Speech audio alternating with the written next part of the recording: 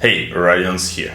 A committed romantic relationship or marriage is one of the core life projects. You might be planning to spend decades with your partner, and even one tiny habit could have a significant impact over the years. So let's take one of the most popular books in the relationships category, The 5 Love Languages, and find practical ideas or principles for improving our long-term relationships. The core idea of the book is that we must learn our partner's primary love languages to make them feel truly loved. At the beginning of relationships, we are in love stage where we don't have to do much work to feel good. Yet the problem is that it will only last 1 or 2 years, and after that we should transition into a true love stage by filling our partner's love tank by communicating our feelings through their love languages. The first love language is words of affirmation, which includes verbal compliments, words of appreciation, and encouraging words. An easy habit here would be a daily compliment or words of appreciation for your partner. If you don't feel comfortable giving compliments, take it seriously and start treating it as a habit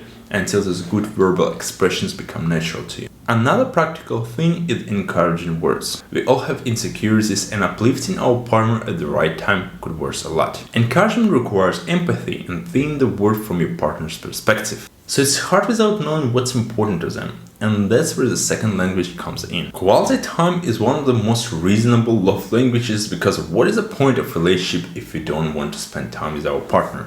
Also, it is one of the most impactful ones. Without spending enough time together, we'll fail to build deep friendship, and other love languages will be less effective. The easiest habit to implement here would be a shared session of reviewing the day, understanding what you like and didn't like, how you felt throughout the day, and potentially planning the next day while being present during the time with your partner. By doing those activities, don't take your partner for granted and treat this time like a date. The third love language is receiving gifts. It doesn't have to be anything fancy or expensive, and it could be more of a symbol of appreciation.